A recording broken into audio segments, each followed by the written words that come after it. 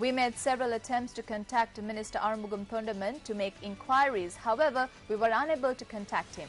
Accordingly, we made inquiries from the Secretary to the Ministry of Livestock and Rural Community Development, G. Naguleshwaran. He stated that there was no truth whatsoever in this news report.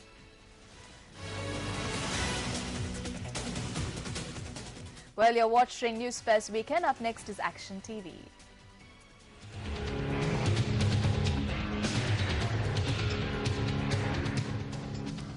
On the 16th of January this year, Action TV revealed the death blow that had been dealt by the Provincial Department of Agriculture to the cultivation of onions in Ipalogama and Dampalassa, two of the towns that had been selected to be developed parallel to the Dayatakilda National Development Exhibition, which is taking place in Anuradhapura. Incidentally, the cultivation of onions happens to be the primary source of income for the residents of these two villages. The Provincial Department of Agriculture had supplied the farmers with seed-bearing onions which had been vernalized in order to produce big onion seeds necessary for the Yala harvest season. However, the farmers of Dampalassa had stored these stocks away instead of planting them in order to expose the fraud being carried out by some officials under the guise of strengthening local seed production. The farmers also notified Action TV that sufficient big onion seeds could not be produced by planting these seed-bearing onions, which were as small as red onions. Suspicion with regard to the local big onion seed production program of the North Central Provincial Department of Agriculture was first aroused in the farmers of Dampalassa due to a roguish act carried out by the department. The department had previously signed an agreement with 4 farmers in the area to purchase 2,000 kilograms of big onions at 130 rupees a kilo in order to obtain seed-bearing onions for seed production. However, at the last moment, the department broke this agreement and failed to purchase the 2,000 kilos of onions, which caused the farmers to incur a loss in excess of 500,000 rupees. Action TV brought the necessity of holding an investigation into this to the attention of the Provincial Minister of Agriculture. However, while this fell on deaf ears, the Mahailuppallama Field Crop Research and Development Institution conducted an investigation into the seed-bearing onions which had been given to the farmers in Dampalassa and submitted a report to the Director General of Agriculture. The investigation had established that 96% of the seed-bearing onions which had been provided to the farmers in Dampalassa in fact could not produce big onion seeds. The report recommended that it was most suitable to directly involve the relevant area agricultural advisor to consult on the production of seed-bearing onions and procurement. The recommendation establishes that the relevant advisors were not consulted in the selection of seed-bearing onions or in purchase. This letter by the Provincial Director of Agriculture, dated the 9th of December 2011, instructs that 32,000 kilograms of seed-bearing onions be purchased from farmers in several areas on the 16th of December. If this quantity had indeed been purchased, then the Provincial Department of Agriculture would have spent a sum of 3.2 million rupees. However, as the relevant authorities have failed to purchase only high-quality seed-bearing onions from the farmers, it seems clear that there is some fiscal irregularity here. In order to cover this up, the Provincial Department of Agriculture is using a group of farmers from Horopatana. Can farmers in Rajarata expect to prosper if corrupt officials continue to hold their positions even after being exposed? General Secretary of the North Central Province, this one is over to you.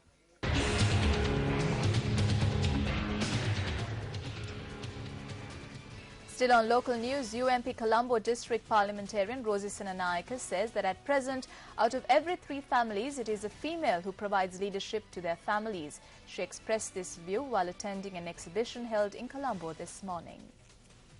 Contributions have been made from the decentralized fund of UMP MP Rosie Senanayake to create the exhibits that are on display at the exhibition. Certificates were also given to the creators who showcased their talents.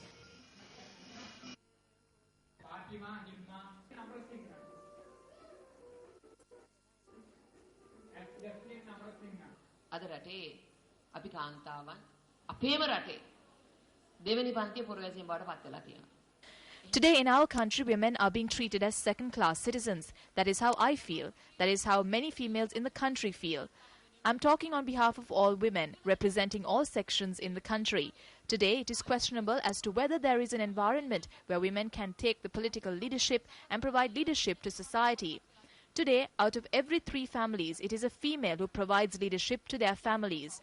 Moreover, it is also questionable whether there is an environment where we can live in the society by ensuring our rights. අයිතිවාසිකම් සුරක්ෂිත කර ගනිමින් අපිට ජීවත් වෙන පරිසරයක් නිර්මාණය වෙලා තියෙනවද කියන එක ප්‍රශ්නයක් බවට පත් වෙලා තියෙනවා. United National Party parliamentarian Ravi Karnanaike says that the government is increasing the price of goods secretively from the people. The parliamentarian expressed this statement at a meeting held in the Kotahena area today. Wasn't the price of milk increased by 10 rupees while I speak at this very moment? Do you know this? Do you know that 2 weeks ago the price of lentils was increased by 5 rupees? The price of medicine has been increased. Now in another 2 weeks the price of wheat flour will definitely be increased. They will say that the price of bread is increased in order to sell more rice. When the price of rice is increased, they will ask people to eat bread. Once the price of both these items increase, they will ask people to eat cake. This is the nonsense spoken by the government. They don't know how to control the economy. Meanwhile, roofing sheets were presented for the development of sanitary facilities of the people residing in the Kotahena area. The body of an 8-year-old novice monk has been found in a pond at the Aranya Senasanaya in Ritigala. This is the Adyakhanda Aranya Senasanaya in Ritigala. These yellow flags are fluttering on both sides of the road due to the passing of a novice monk at this temple.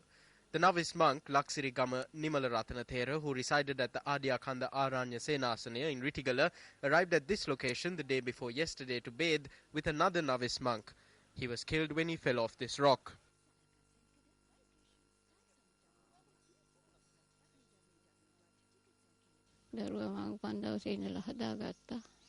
I raised him from the day he was born. At 5 years old, I sent him to the Montessori. He went to school for 7 months. Then he said he wanted to take the robe, so I had him ordained.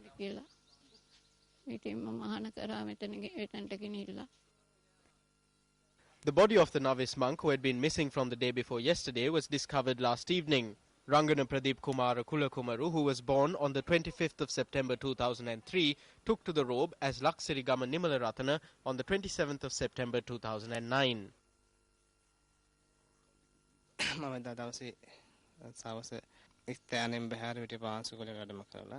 I was not here on the day as I was attending a funeral. In that time frame of about 2 or 3 hours, these two novice monks had gone to that pond to bathe.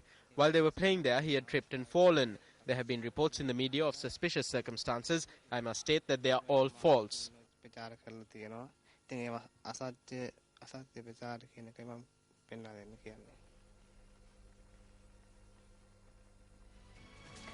The Sri Lanka Mahajana Party says it will render its fullest support to a political program presented by the President for the devolution of power. Party members made this statement while addressing the media following a Politburo meeting in Kandy today.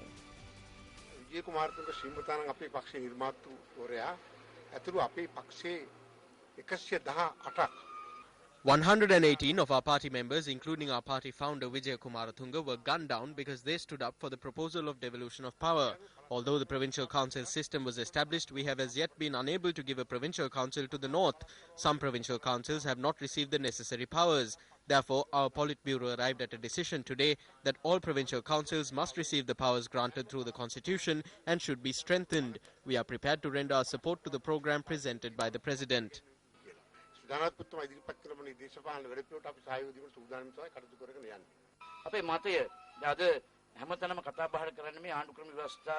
The 13th Amendment to the Constitution is being talked about everywhere. The Sri Lanka Mahajana Party believes that the 13th Amendment to the Constitution, which we have accepted, which we took oaths upon, should be implemented as it is.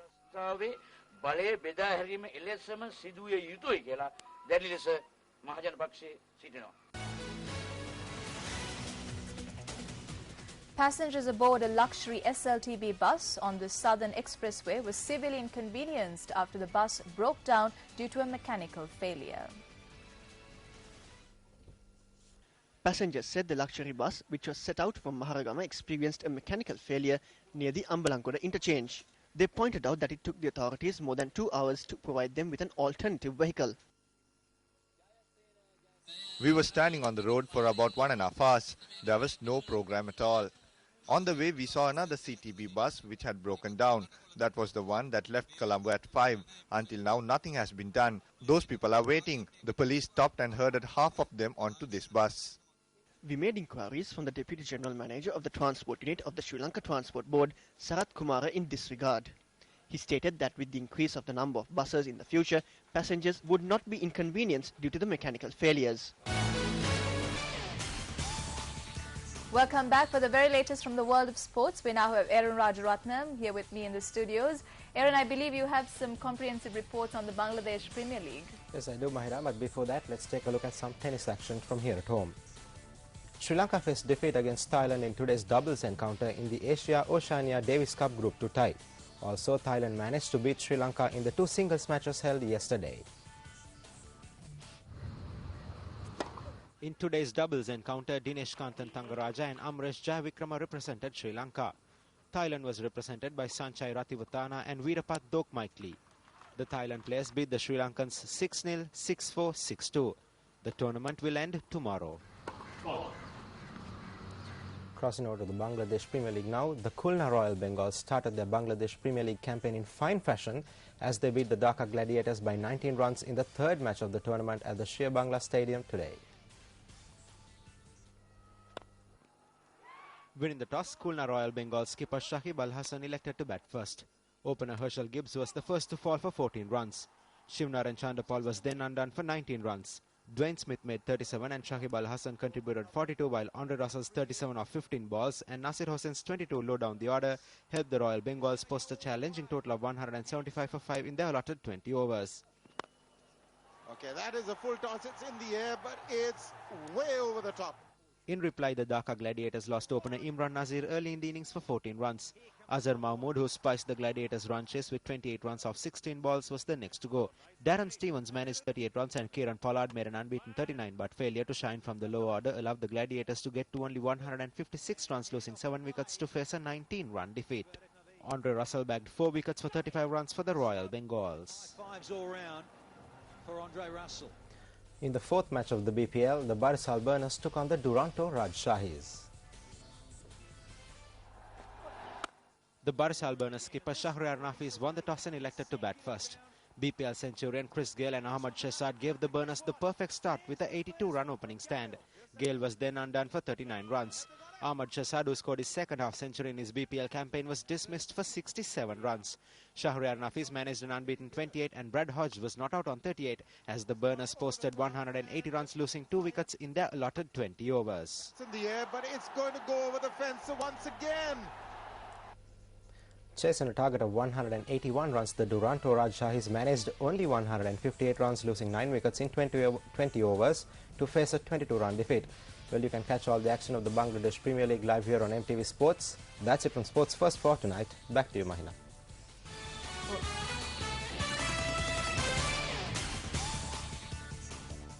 Thank you, Aaron, for that sports update. Well, that's it from all of us here at the MTV News Fest desk for today. Do log on to our website. That's www.newsfest.ak for the very latest on the web and the world around you. I'll see you again tomorrow. Till then, take care.